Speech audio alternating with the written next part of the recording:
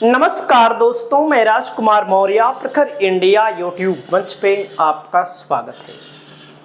उत्तर प्रदेश में 2027 में विधानसभा का चुनाव है। 2027 के विधानसभा चुनाव के लिए भारतीय जनता पार्टी अभी से रणनीति बना रही है।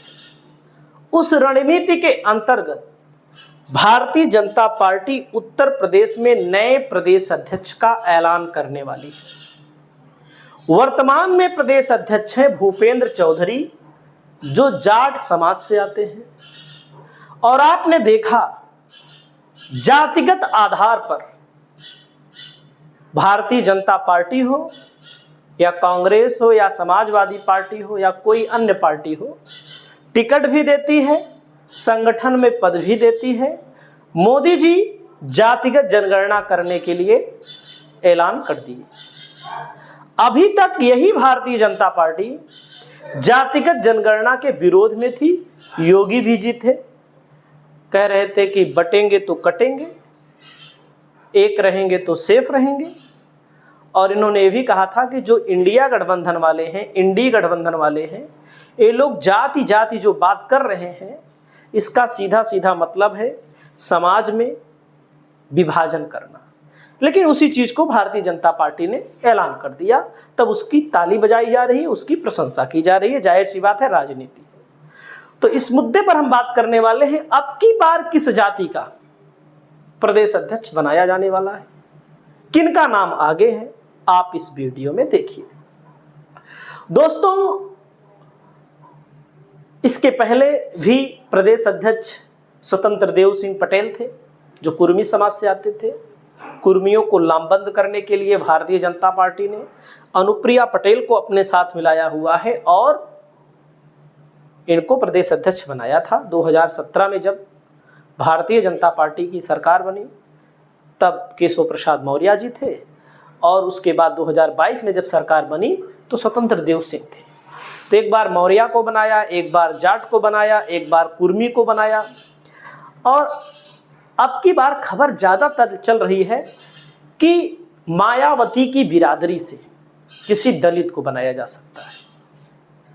अब देखते हैं किनका किनका नाम सबसे ज़्यादा तेज है, क्योंकि अखिलेश यादव ने उत्तर प्रदेश में भारतीय जनता पार्टी को हराया है। भारतीय जनता पार्टी के वोट बैंक को अपने पाले में ला लिया है, अपने सियासी गणित के माध्यम से।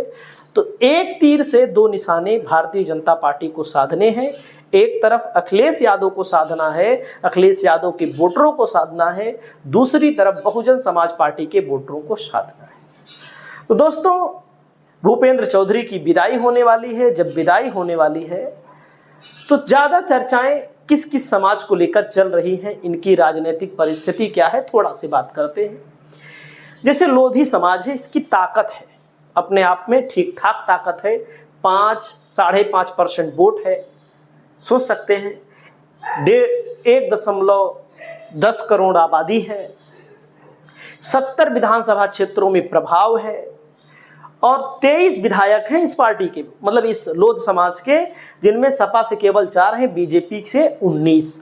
लोकसभा, आप सोचिएगा, इसका मतलब लोध समाज ने बीजेपी को वोट दिया। और लोध समाज, ये राजपूत लिखते हैं, लोध राजपूत, ये समाज बीजेपी को वोट दिया, तभी तो 19 लोग जीते। जाहिर सी बात है। और बीजेपी का कोर वोटर भी माना जाता रहा है, ओबीसी वर्ग में भले आता है। इसी वर्ग से आते हैं बीएल वर्मा, केंद्रीय राज्य मंत्री हैं मोदी के मंत्रिमंडल में। संदीप सिंह हैं बेसिक शिक्षा मंत्री मोदी के मंत्री योगी के मंत्रिमंडल में, जिनको हिंदी पढ़ना नहीं आता है। आपने देखा था, वीडियो भी वायरल हुआ था।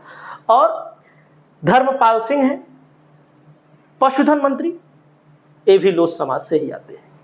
दोस्तों, लोकसभा में जब चुनाव हुआ, साक्षी महाराज लोकसभा का चुनाव अब की बार जीते, लेकिन जीत का अंतर बहुत कम हो गया। जहां 2-2, 3-3 लाख से जीतते थे, मुकेश राजपूत जीते। लेकिन आप सब जानते हैं कि फर्रुखाबाद की सीट पर किस तरह भारतीय जनता पार्टी ने जीता, सपा से अजेंद्र राजपूत। यानी कि समाजवादी पार्टी के पास 1 सांसद, 4 विधायक, बीजेपी के पास 19 विधायक और 2 सांसद।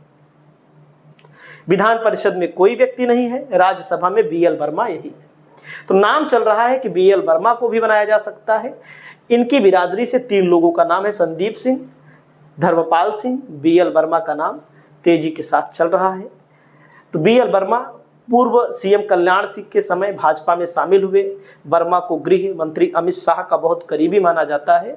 तो वर्मा कोई लिखा रहे, कोई सिंह लिखा रहे, कोई राजपूत लिखा रहे, तो इसका मतलब ये नहीं कोई वर्मा लिखा है तो कुर्मी ही है।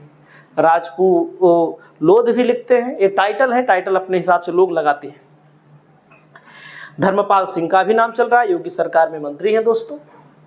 राजवीर सिंह का नाम चल रहा है, कल्याण सिंह के परिवार से आते हैं, लेकिन उनके बेटे हैं, लेकिन इनकी स्थिति विधायक भले बने हैं, लेकिन मुलायम सिंह में की सरकार में मंत्री रहे हैं, इनके नाम की चर्चा थोड़ी कम है।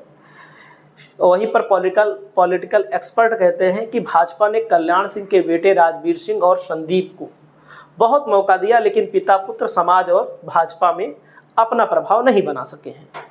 तो दोस्तों, कल्याण सिंह का विकल्प अभी बीजेपी को नहीं मिला हुआ है, इसीलिए भाजपा को लोधी समाज के बारे में कोई निर्णय सोच समझकर लेना पड़ेगा, यानी कि BL वर्मा का नाम नंबर 1 पर है। वहीं दलित समाज से आते हैं विद्याशंकर सोनकर, भारतीय जनता पार्टी के नेता हैं। और दोस्तों, जौनपुर जिले से आते हैं, RSS के नेता हैं, भाजपा के बूथ अध्यक्ष भी रहे हैं। दलित वर्ग को साधने के लिए भारतीय जनता पार्टी ने इनको MLC बनाया है, और इनका नाम भी चल रहा है कि प्रदेश अध्यक्ष में इनका नाम भी डाल सकती है। BL वर्मा का नाम मैंने आपको पहले बता ही दिया, धर्मपाल सिंह का नाम मैंने आपको पहले बता ही दिया। और दोस्तों, ब्राह्मण समाज भारतीय जनता पार्टी का कोर वोटर है। तो लगातार जैसे आप देखेंगे पिछले चुनाव से केशव मौर्य, उसके बाद महेंद्र नाथ पांडे, और क्या नाम है, स्वतंत्र देव सिंह, भूपेंद्र चौधरी, ऐसे सब प्रदेश अध्यक्ष बीजेपी में बन रहे हैं। तो अब लोग सोच रहे हैं बीजेपी वाले कि ब्राह्मण का नंबर आ गया, काफ़ी टाइम हो गया ब्राह्मण नहीं बना है, तो ब्राह्मण को भी मैदान में उतारा जा सकता है। हरीश द्विवेदी हैं, लोकसभा का चुनाव बस्ती से हार गए, बस्ती लोकसभा से चुनाव जीते थे 2019 में, हार गए दोस्तों, उनका भी नाम चल रहा है। और अगला नाम है ब्रजेश बहादुर पाठक हैं, भारतीय जनता पार्टी के प्रदेश उपाध्यक्ष हैं। तो ब्राह्मण चेहरों में इनका नाम चल रहा है कि इनको प्रमोशन दे दिया जाए, काफ़ी दिन से प्रदेश उपाध्यक्ष के पद पर लटके हुए हैं, इनको एक सीढ़ी बढ़ा दिया जाए। तो जातिगत समीकरण बहुत महत्वपूर्ण है। वहीं पर निषाद समाज बीजेपी के साथ नहीं है, ज़्यादातर नहीं है, बीजेपी को छोड़ दिया। लक्ष्मीकांत पप्पू निषाद और राम भुआल निषाद जहाँ ज़्यादा है, वहाँ पर समाजवादी पार्टी चुनाव जीत गई दोनों की दोनों। और संजय निषाद दावा करते हैं वही सबसे बड़े हितैषी हैं, तो लोगों ने उनको भी छोड़ दिया, उनके बेटे को हरा दिया। तो बाबूराम निषाद को भी भारतीय जनता पार्टी मैदान में भेज सकती है, कि राज्यसभा के सांसद भी हैं।